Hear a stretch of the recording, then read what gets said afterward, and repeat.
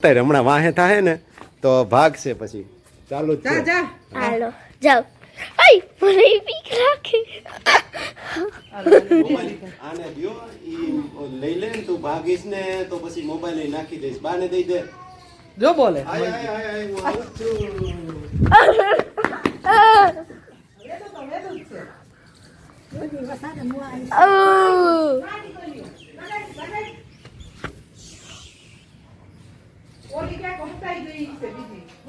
બે પાછળ પાછળ જ ગયા.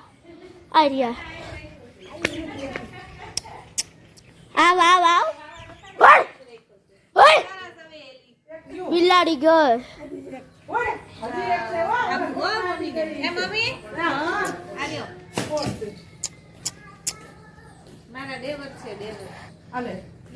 આવ આવ આવ. બોલો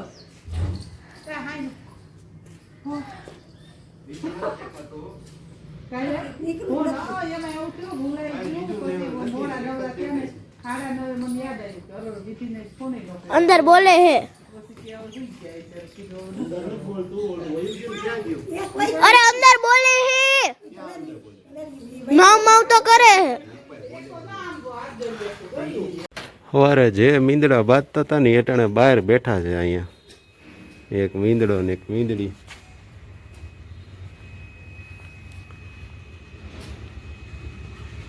બપોરના 1 વાગે જોઈ રિએક્શન શું કરે છે. હવે બે ઊભા થઈને જાય છે ક્યાંક નીચે જ કરશે.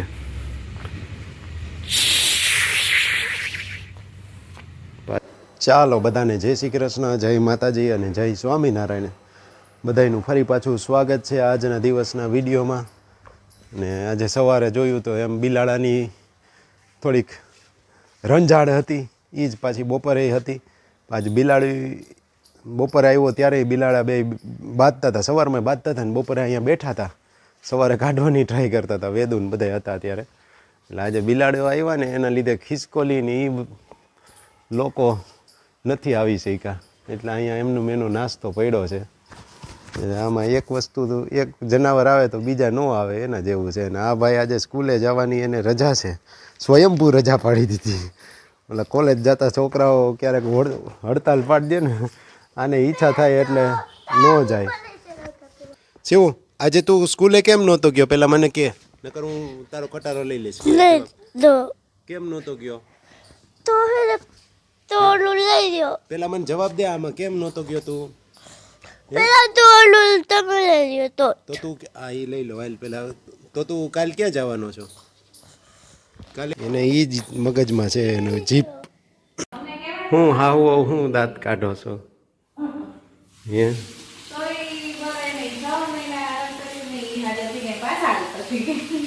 જો આ બધાને ઓલી માંડવીની ગુણ એલા વાહેર બાંધી દીધી હોય તો ખબર પડે કેમ ઉપાડવે. આવું ખેંચવું છે બળ કરી કરીને ઉપાડવી છે નાની ગુણ. લે ટીંગાડી દીધું, માંડ હવે કરવા તારે જે કરવું હોય. શું કરવું જ તારે? આનું ખૂટે જ નહીં, આવું ન હોય એવા નખરા કરતો હોય જજ ને. પેલા કે મને આમાં આપણે ક્યાં જવાનું છે શિવું? ટ્રેનમાં બેસીને પાણી જોવા. ત્યાં કોણ કોણ આવવાનું છે? ત્યાં બધા છોકરાઓ. છોકરાઓ નહીં, તારા ભેગું કોણ આવવાનું બીજું? મમ્મી. અહીંયા નજીક આવીને કે કોણ? Mummy papa. હા પછી બીજું? પછી મમ્મી લે. વેદુને, દાદાને અને બાને લઈ જવા છે. હે બાને દાદાને. બા તો હાલી નહીં હગે ત્યાં. બાને ન લઈ જવાય ત્યાં, એ હાલી ન હગે પછી થાકી જાય. બાને जीप नहीं लेवी, तू बोलतो नहीं न એટલે मेरे को जीप नहीं लेना है, तू बोलता नहीं है ना इसलिए. चलो लेके कहाँ रख दूँ?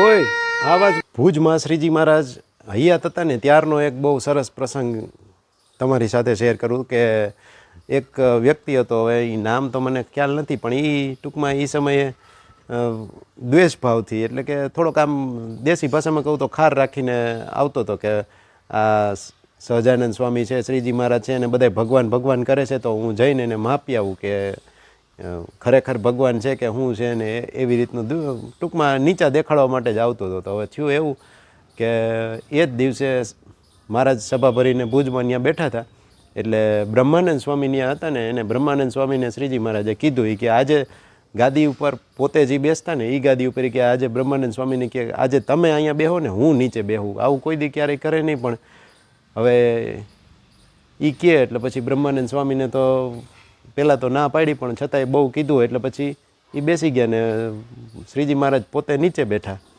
ત્યાં આ વ્યક્તિ આવ્યો. હવે ત્યારે આ વ્યક્તિએ એવું પ્રસ્તાવ મૂક્યો કે એવું કીધું કે હું એક પછી એક 100 વસ્તુના નામ બોલું, એ જ ક્રમ પ્રમાણે આ વસ્તુ યાદ રાખવાની, કંઈ ભૂલાય નહીં, આડાવડી ન થાય, એ જ રીતે પાછી યાદ રાખીને પાછી એને બોલવાની એકારે 100 કે સમથિંગ 100થી વધારે કે એવી રીતે કંઈક હતું. એટલે તો કે આવું તમે કરી શકો તો કે તમે ભગવાન સાચા. એટલે સભામાં બધા બેઠા હતા. હવે આ વ્યક્તિ જે હતી એને કોઈ દિવસ પહેલાં શ્રીજી મહારાજને જોયા નહોતા, એટલે એને તો ખબર ન હોય. ગાદી ઉપર જે બેઠું હોય એને આવો પ્રસ્તાવ મૂક્યો કે ગાદી ઉપર તો બ્રહ્માનંદ સ્વામી હતા, શ્રીજી મહારાજ તો તે દી નીચે હતા. એટલે પછી બ્રહ્માનંદ સ્વામીને એવી રીતે એકારે 100 વસ્તુ, એ તો 57 ધાની હતા, એટલે કે એકારે તમે 100 વસ્તુ એને બોલો ને જે ક્રમમાં, તો એ ક્રમ એને યાદ હોય, એમાં એક ક્રમય ફરે નહીં, અને એ જ સિક્વન્સમાં તમે ભૂલી જાઓ પણ એ ન ભૂલે, એવી રીતનું હતું. એટલે 100 વસ્તુ એ ઓલો ભાઈ નામ બોલ્યો, પછી બ્રહ્માનંદ સ્વામીએ તરત એ 100 વસ્તુ બોલી. એટલે પછી ઓલાને એમ થયું કે ના તમે ભગવાન સાચા. એટલે પછી બ્રહ્માનંદ સ્વામીએ કીધું હું તો ભગવાન નથી, ભગવાન તો આ નીચે બેઠા છે.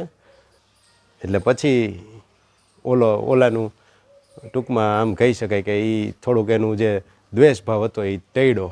તો આવો એક પ્રસંગ સરસ મજાનો ધ્યાનમાં આવ્યો. થોડું ઘણું મારી રીતે મેં મારી ભાષામાં કીધું હોય, કદાચ આડાવડું હોય, મને એક્ઝેક્ટ યાદ જેટલું હતું એનો મર્મ જે કહેવાનો હતો ને એ તમારી સાથે ટૂંકમાં શેર કર્યો. તો લગભગ લાગે છે આજના માટે વિડીયો આટલો જ રાખશું.